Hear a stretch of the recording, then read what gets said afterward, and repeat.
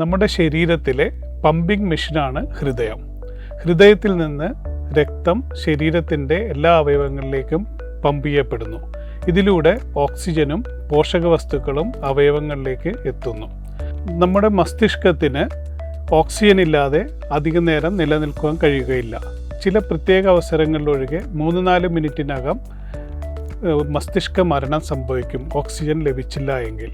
ഹൃദയത്തിൻ്റെ ആക്ഷൻ എന്ന് പറയുമ്പോൾ അത് കൺട്രാക്ഷൻ ആൻഡ് റിലാക്സേഷനാണ്. ഹൃദയം സങ്കോചിക്കുന്നു, അപ്പോൾ അതിലുള്ള രക്തം പുറത്തേക്ക് എത്തുന്നു. ഈ രക്തമാണ് ശരീരത്തിൻ്റെ എല്ലാ ഭാഗത്തേക്കും എത്തുന്നത്. ഇനി ഹൃദയം സങ്കോചിച്ചില്ല എന്ന് വിചാരിക്കുക, അതിനെ നമ്മൾ ഹൃദയസ്തംഭനം എന്ന് പറയും. ആ സമയത്ത് രക്തം പമ്പ് ചെയ്യപ്പെടുന്നില്ല, ശരീരത്തിൻ്റെ അവയവങ്ങളിലേക്കുള്ള രക്തചംക്രമണവും ഓക്സിജനും നിലയ്ക്കും. രണ്ടാമതായി വരുന്നത്, സാധാരണഗതിയിൽ ഹൃദയം 60-നും 80-നും ഇടയ്ക്ക് ഹൃദയമിടിപ്പുണ്ടാവുകയാണെങ്കിൽ ചില സന്ദർഭങ്ങളിൽ ഇത് 200-ന് മുകളിലാകും, 200-250 ലെവലിലാകും. ഈ സമയത്ത് ഹൃദയം കൺട്രാക്റ്റ് ചെയ്യുന്നതിന് പകരം ഇങ്ങനെ അനങ്ങിക്കൊണ്ടിരിക്കും, പക്ഷേ രക്തം പുറത്തേക്ക് വരികയില്ല. ഇതിനെ വെൻട്രിക്കുലാർ ഫിബ്രിലേഷൻ എന്ന് പറയും. ഹൃദയം ഫിബ്രിലേറ്റ് ചെയ്യുള്ളൂ, കൺട്രാക്റ്റ് ചെയ്യുകയില്ല. ഈ അവസ്ഥയിലും രക്തചംക്രമണം നടക്കുകയില്ല. ഇതിനെയും കാർഡിയാക് അറസ്റ്റ് അല്ലെങ്കിൽ ഹൃദയസ്തംഭനം എന്ന് പറയും. അപ്പോൾ 2 തരത്തിൽ ഹൃദയസ്തംഭനമാകാം. ഒന്ന് എസിസ്റ്റോളി എന്ന് പറയും, ഹൃദയം സങ്കോചിക്കുന്നില്ല. രണ്ടാമത്തെ വെൻട്രിക്കുലാർ ഫിബ്രിലേഷൻ എന്ന് പറയും. ഈ 2 അവസ്ഥയിലും എങ്ങനെയാണ് ഹൃദയത്തെ പൂർവ്വസ്ഥിതിയിലേക്ക് കൊണ്ടുവരുന്നത് എന്ന് നമുക്ക് ഇനിയുള്ള ഇതിൽ കാണാം. നമസ്കാരം. ഒരു വ്യക്തി പെട്ടെന്ന് ബോധരഹിതനായി വീഴുകയും അദ്ദേഹത്തിൻ്റെ ഹൃദയത്തിൻ്റെ പ്രവർത്തനവും ശ്വസന പ്രക്രിയയും നിലയ്ക്കുന്ന അവസ്ഥയിൽ അദ്ദേഹത്തെ ജീവിതത്തിലേക്ക് തിരിച്ചു കൊണ്ടുവരാൻ ഉതകുന്ന പ്രക്രിയയാണ് CPR അഥവാ കാർഡിയോ പൾമണറി റെസിസ്റ്റേഷൻ. ഇതിനെക്കുറിച്ച് ഇന്ന് നമ്മോടൊപ്പം വിശദമായി പറഞ്ഞു തരാനായി നമ്മോടൊപ്പം ഉള്ളത് ഡോക്ടർ ശ്രീകൃഷ്ണനാണ്. ഡോക്ടർ ശ്രീകൃഷ്ണൻ, എന്താണ് ഈ CPR? നമുക്ക് എല്ലാവർക്കും അറിയാം, പെട്ടെന്ന് നമ്മുടെ മുന്നിൽ ഒരാൾ കുഴഞ്ഞു വീഴാണ്. അപ്പോൾ നമ്മൾ ചെയ്യേണ്ട വളരെ ഇമ്പോർട്ടൻ്റ് ആയിട്ടുള്ള ഫസ്റ്റ് എയ്ഡാണ് ഈ CPR. അപ്പോൾ പലപ്പോഴും നമ്മുടെ മനസ്സിൽ ഒരു ഡൗട്ട് ഉണ്ടാവും, CPR ചെയ്യണമോ വേണ്ടിയെന്നുള്ളത്. പക്ഷേ CPR കൃത്യമായ സമയത്ത് ചെയ്തു കഴിഞ്ഞാൽ ഒരു രോഗീനെ നമുക്ക് തിരിച്ച് ജീവനിലോട്ട് എത്തിക്കാൻ പറ്റും. അപ്പോൾ ഈ CPR എന്ന് പറയുന്നത് വളരെ സിമ്പിളാണ്. നമ്മുടെ ഹാർട്ടും ലങ്സും പ്രവർത്തനരഹിതമാകുന്നു. ആ സമയത്ത് നമ്മൾ ഹാർട്ടിനെ കംപ്രഷൻ നൽകി പുനർജീവിപ്പിക്കാൻ ശ്രമിക്കുന്നു. ഈ പ്രക്രിയയാണ് നമ്മൾ CPR എന്ന് പറയുന്നത്. ഇപ്പോൾ സാധാരണക്കാർക്ക് നമ്മൾ വേണ്ടി അതിനെ നമ്മൾ ഹാൻഡ്സ് ഓൺലി CPR എന്ന് പറയുന്നു. അതായത് സാധാരണക്കാരന് ഇപ്പോൾ മെഡിക്കൽ ബാക്ക്ഗ്രൗണ്ട് ഇല്ലാത്തവർക്ക് ഇപ്പോൾ പെട്ടെന്ന് CPR എന്ന് പറഞ്ഞു കഴിഞ്ഞാൽ എന്താണെന്ന് അറിയാൻ കുറച്ച് ബുദ്ധിമുട്ടുണ്ടാവും. അവർക്ക് അതിൽ കോംപ്ലിക്കേഷൻസ് ഒന്നും ഒഴിവാക്കാൻ വേണ്ടി വളരെ സിമ്പിളായിട്ട് ചെയ്യുന്ന പ്രക്രിയയാണ് ഹാൻഡ്സ് ഓൺലി CPR. ഇപ്പോൾ ഉദാഹരണത്തിന് നമ്മുടെ മുന്നിൽ ഒരാൾ കുഴഞ്ഞു വീണ് കിടക്കുകയാണ്. അപ്പോൾ പെട്ടെന്ന് നമ്മൾ അയാളെ പോയി തട്ടി വിളിക്കുന്നു, അയാൾ റെസ്പോൺസ് ഉണ്ടോ നോക്കുന്നു. ഇതാണ് നമ്മൾ സാധാരണ ചെയ്യുക. ഇത് തന്നെയാണ് ഇവിടെയും ചെയ്യേണ്ടത്. റെസ്പോൺസ് ഉണ്ടോ നോക്കുന്നു. റെസ്പോൺസ് ഇല്ലയെന്ന് മനസ്സിലാക്കുമ്പോൾ നമ്മൾ സഹായത്തിന് ആരെങ്കിലും വിളിക്കുന്നു. ഇപ്പോൾ പുറം രാജ്യങ്ങളിൽ അതിൻ്റേതായ സിസ്റ്റംസ് ഉണ്ട്. ഒരു നമ്പറിൽ വിളിച്ച് കഴിഞ്ഞാൽ ആംബുലൻസ് എത്തും. നമ്മുടെ രാജ്യത്ത് അതായി വരുന്നു. നമ്മൾ എന്തായാലും സഹായത്തിന് ഒരാളെ വിളിക്കുന്നു. അങ്ങനെ നമ്മൾ സഹായത്തിന് ഒരാളെ വിളിച്ചതിന് ശേഷം ഇദ്ദേഹം റെസ്പോണ്ട് ചെയ്യുന്നില്ല എന്ന് നമ്മൾ മനസ്സിലാക്കി കഴിഞ്ഞാൽ അടുത്ത ചെയ്യേണ്ട സ്റ്റെപ്പാണ് ഈ CPR, കാർഡിയോ പൾമണറി റെസിസ്റ്റേഷൻ.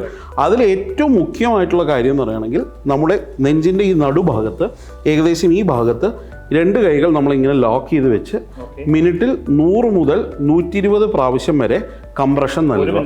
1 മിനിറ്റിൽ 100 മുതൽ 120 പ്രാവശ്യം. ഉദാഹരണത്തിന് ഞാൻ ഈ സൈഡിൽ നിന്ന് കാണിച്ചു തരാം. സോ ഈ സൈഡിൽ ഇങ്ങനെ നടുഭാഗത്ത്, ഈ നെഞ്ചിൻ്റെ നടുഭാഗത്ത്, റൈറ്റ് സൈഡും അല്ല ലെഫ്റ്റ് സൈഡും അല്ല, നെഞ്ചിൻ്റെ നടുഭാഗത്ത് കൈകൾ ഇങ്ങനെ ലോക്ക് ചെയ്ത് വെക്കുക. ഈ സെൻറ്ററിൽ വെച്ച് 1 മിനിറ്റിൽ 100 മുതൽ 120 പ്രാവശ്യം വരുന്ന വേഗതയിൽ 1, 2, 3, 4, 5, 6, 7, 8, 9, 10 എന്നുള്ള വേഗതയിൽ നമ്മൾ കംപ്രഷൻ നൽകുക. അപ്പോൾ 100 മുതൽ 120 പ്രാവശ്യം വരെ അങ്ങനെ കംപ്രഷൻ നൽകിക്കൊണ്ടിരിക്കുക. എത്ര നേരം നമ്മൾ നൽകണം എന്നുള്ളതാണ് അടുത്ത ചോദ്യം. ഒരു ഇമ്പോർട്ടൻ്റ് ആയിട്ടുള്ള കാര്യം നമ്മൾ മനസ്സിലാക്കേണ്ടത്, ഒന്ന്, ജീവൻ തിരിച്ചു കിട്ടുന്നു. അതിൻ്റെ ലക്ഷണങ്ങൾ ഇപ്പോൾ പെട്ടെന്ന് ബോധമില്ലാത്ത ഒരാൾ പെട്ടെന്ന് ബോധം തിരിച്ചു നൽകുന്നു, ബോധം തിരിച്ചു വരികയാണ്. അപ്പോൾ നമുക്ക് CPR നമുക്ക് സ്റ്റോപ്പ് ചെയ്യാം. അതല്ല, ഒരു ക്വാളിഫൈഡ് ടീം ഓഫ് ഡോക്ടേഴ്സ് അല്ലെങ്കിൽ പാരാമെഡിക്സ്, EMT ടെക്നീഷ്യൻസ് എത്തുന്നു. അതുവരെ വന്നു കഴിഞ്ഞാൽ നമുക്ക് CPR അവർക്ക് ഹാൻഡ് ഓവർ ചെയ്യാം. അപ്പോൾ ഇതാണ് സാധാരണ, വളരെ സിമ്പിളാണ് ഹാൻഡ്സ് ഓൺലി CPR. ഒരാൾ നമ്മുടെ മുന്നിൽ കുഴഞ്ഞു വീഴുന്നു, നമ്മൾ പെട്ടെന്ന് തട്ടി വിളിച്ച് നോക്കുന്നു, അയാൾക്ക് റെസ്പോൺസ് ഉണ്ടോ ഇല്ലയോ നോക്കുന്നു, സഹായത്തിന് നമ്മൾ ആളെ വിളിക്കുന്നു. നെഞ്ചിൻ്റെ ഈ നടുഭാഗത്ത് ഏകദേശം 100 മുതൽ 120 പ്രാവശ്യം കംപ്രഷൻ നൽകുക. വേറൊരു കാര്യം, എത്ര ഡെപ്ത് വേണം എന്നുള്ളതാണ് അടുത്തത്. ഏകദേശം 5 സെൻറ്റിമീറ്റർ ഡെപ്തിലാണ് നമ്മൾ CPR നൽകേണ്ടത്. അങ്ങനെ നമ്മൾ നൽകുമ്പോൾ വേറൊരു കാര്യം കൂടെ ശ്രദ്ധിക്കണം എന്ന് വെച്ചാൽ, ഒരിക്കലും ഇങ്ങനെ ചെയ്യരുത്. ഇത് എൽബോ സ്ട്രെയിറ്റ് ആയിരിക്കണം. നമ്മുടെ മൂവ്മെൻറ്റ് ഹിപ്പ് ജോയിൻറ്റിൽ നിന്ന് വേണം വരാൻ വേണ്ടിയിട്ട്. അപ്പോൾ ഈ ഒരു വേഗതയിൽ നമ്മൾ ചെയ്ത് 1-2 പ്രാവശ്യം നമ്മൾ എവിടെയെങ്കിലും ഇതിൻ്റെ ട്രെയിനിങ് ഒക്കെ ലഭിക്കുകയാണെങ്കിൽ വളരെ എളുപ്പത്തിൽ പഠിക്കാവുന്ന ഒരു കാര്യമാണ്. ഇത് പഠിച്ചില്ലെങ്കിൽ തന്നെ, ഇത് കണ്ടു കഴിഞ്ഞാൽ, ഈ വീഡിയോ കണ്ടു കഴിഞ്ഞാൽ തന്നെ സാധാരണക്കാർക്ക് പെട്ടെന്ന് ചെയ്യാൻ പറ്റിയ ഒരു കാര്യമാണ് CPR എന്നുള്ളത്. ഹാൻഡ്സ് ഓൺലി CPR ആണ്. നമ്മൾ ഇവിടെ ഈ ഹാൻഡ്സ് ഓൺലി CPRൽ ജനങ്ങളിൽ ഈ മൗത്ത് ബ്രത്തൊക്കെ കൊടുക്കാൻ കുറേ ബുദ്ധിമുട്ടുകളൊക്കെ ഉണ്ടാവും. അപ്പോൾ അതുകൊണ്ട് പല സൊസൈറ്റീസ് നമ്മൾ വ്യക്തമായി പറഞ്ഞിട്ടുണ്ട്, നിങ്ങൾക്ക് ജസ്റ്റ് കംപ്രഷനെങ്കിലും നൽകും. നിങ്ങൾ ബ്രത്ത് കൊടുക്കാൻ പറ്റിയില്ലെങ്കിൽ കംപ്രഷനെങ്കിലും നൽകും. ഇപ്പോൾ ആശുപത്രിയിലൊക്കെ വരുവാണെങ്കിൽ ഒരു സിറ്റുവേഷനിൽ ഞങ്ങൾ 30 കംപ്രഷൻ കൊടുക്കും, നമ്മൾ 2 ബ്രത്ത് കൊടുക്കും.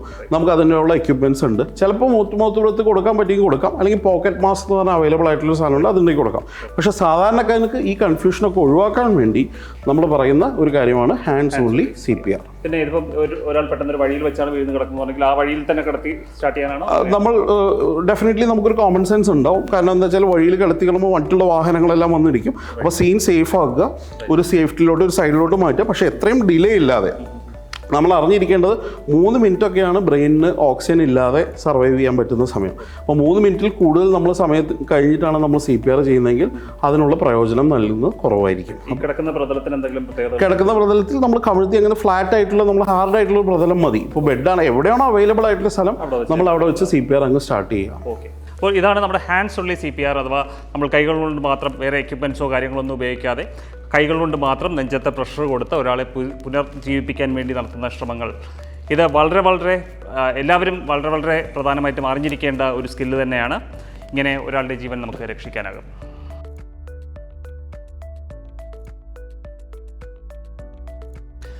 ഹൃദയം നിലച്ചുപോയ ഒരു വ്യക്തിയെ പുനർജീവിപ്പിക്കുന്നതിൻ്റെ ഭാഗമായി നമ്മൾ CPR ഒക്കെ കൊടുക്കുന്നതിനോടൊപ്പം തന്നെ ഉപയോഗിക്കേണ്ടി വരുന്ന ഒരു ഉപകരണമാണ് AED. ഇന്ന് നമുക്ക് ഈ AED എന്താണെന്നും അത് എങ്ങനെയാണ് ഉപയോഗിക്കേണ്ടതെന്നും തിരിച്ചറിയാം. ഡോക്ടർ. ഓക്കെ. നമ്മൾ പലപ്പോഴും നമ്മൾ നേരത്തെ സൂചിപ്പിച്ചു CPR എന്നുള്ള പ്രക്രിയനെ പറ്റി. അപ്പോൾ അതിൻ്റെ ഒപ്പം തന്നെ നമുക്കിപ്പോൾ പലപ്പോഴും ഈ ഒരു മെഷീൻ അവൈലബിൾ ആണ്. ഈ ഒരു മെഷീനെ വിളിക്കുന്ന പേരാണ് AED എന്നുള്ള പേരിലാണ് സാധാരണ അറിയുക. ചില സ്ഥലങ്ങളിൽ ഇതിൽ heart revival machine, heart survival machine, പല പേരുകളിലും ഈ മെഷീൻ പല സ്ഥലങ്ങളിലും ഡിസ്പ്ലേ ചെയ്ത് വെച്ചിട്ടുണ്ട്. ഇപ്പോൾ എറണാകുളത്ത് നമ്മൾ നോക്കുകയാണെങ്കിൽ മേജറായിട്ടുള്ള സ്പോട്ടിൽ ഉള്ള നമ്മുടെ Vyttila mobility hub, south north railway station, നമ്മുടെ എയർപോർട്ട്, അതുപോലെ വലിയ ഷോപ്പിംഗ് മാൾസിലെല്ലാം ഈ ഒരു AED പോലെയുള്ള ഡിവൈസ് അവൈലബിൾ ആണ്. അപ്പോൾ ഇതിൻ്റെ ഇമ്പോർട്ടൻസ് എന്താണെന്ന് വെച്ചാൽ, നമ്മുടെ ശരീരത്തിൽ ഹാർട്ടിനകത്ത് കാർഡിയക് അറസ്റ്റ് സംഭവിക്കുമ്പോൾ ചില പിശകുകൾ സംഭവിക്കും. അപ്പോൾ അത് സാധാരണക്കാരന് അത് തിരിച്ചറിയാൻ പറ്റില്ല. ഒരു ആശുപത്രിയിൽ എത്തിച്ചു കഴിഞ്ഞാൽ നമുക്കത് തിരിച്ചറിയാൻ പറ്റും, മോണിറ്റർ വെച്ച് നമുക്ക് തിരിച്ചറിയാൻ പറ്റും. പക്ഷേ ഈ മെഷീൻ്റെ ഉദ്ദേശം എന്ന് വെച്ചാൽ ആ താളപ്പിഴകൾ കണ്ടെത്തി ഷോക്ക് നൽകണമോ വേണ്ടയോ എന്നുള്ള ഒരു സാധാരണക്കാരനെ കൊണ്ട് ചെയ്യിപ്പിക്കും. അതാണ് ഈ ബേസിക്കലി AED എന്ന് പറഞ്ഞ ഒരു ഡിവൈസിൻ്റെ പ്രത്യേകത. അതെ, ഇത് പ്രവർത്തിപ്പിക്കേണ്ടത് വളരെ സിമ്പിളാണ്. നമ്മൾ എവിടെയാണോ ആ ലോക്കർ ഉണ്ടോ ആ ലോക്കറിൽ നിന്ന് ഈ ഡിവൈസ് എടുക്കുക. എല്ലാ ഡിവൈസും ഇങ്ങനൊരു ബോക്സും പ്ലസ് അതിന് നെഞ്ചിലൊട്ടിക്കുന്ന 2 പാഡിലുകൾ നമ്മൾ പറയും. ഇതേപോലത്തെ അഡ്ഹസീവ് പാഡിൽസ് അവൈലബിൾ ആയിരിക്കും. ഇതിൽ പടത്തിൽ തന്നെ നൽകിയിട്ടുണ്ട് ഇത് എവിടെ ഒട്ടിക്കണം എന്നുള്ളത്. ഇതൊന്ന് ഏത് വശം, അതെ, ഇത് റൈറ്റ് സൈഡ് തോൾപ്പട്ടയുടെ താഴെ വേണം. നമ്മൾ തോൾപ്പട്ടയല്ല, നമ്മൾ നെഞ്ചിൻ്റെ ഫ്രണ്ടിൽ ഈ ഭാഗത്ത് വേണം നമ്മൾ ഒട്ടിക്കാൻ. ലെഫ്റ്റ് സൈഡ് നമ്മൾ ഏകദേശം ലെഫ്റ്റ് സൈഡ് നിപ്പിളിൻ്റെ താഴെ വെയിറ്റ് വേണം ഒട്ടിക്കാൻ വേണ്ടിയിട്ട്. ഉദ്ദേശം ഈ പേഷ്യൻറ്റിൽ നമ്മൾ ഇവിടെയും ഇവിടെയും വേണം. ഓൾറെഡി പശയുണ്ട്, അതിൽ ഒട്ടിക്കുന്നു. ഇതാണ് നമുക്ക് ചെയ്യേണ്ട സാധനങ്ങൾ. ഇനി വളരെ എളുപ്പമാണ്. ഈ മെഷീൻ നമുക്ക് കിട്ടുന്നു. നമുക്കറിയാം പച്ചയാണ് എപ്പോഴും നമുക്ക് സ്റ്റാർട്ട് ചെയ്യേണ്ട സ്വിച്ച്. പച്ച ബട്ടൺ പ്രസ് ചെയ്യുക.